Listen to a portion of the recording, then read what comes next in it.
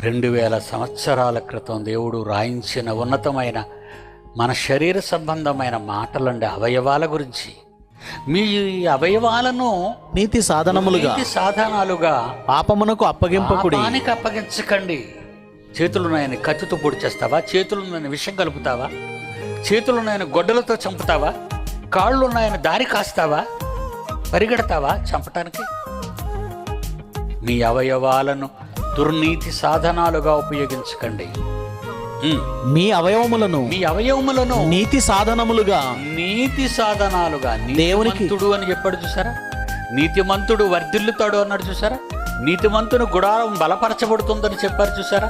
నీతిమంతులు యథార్థవంతులు దాతృత్వము కలిగిన వారు అన్నదానం చేస్తారు, ప్రాణదానం చేస్తారు, జీవదానం చేస్తారు.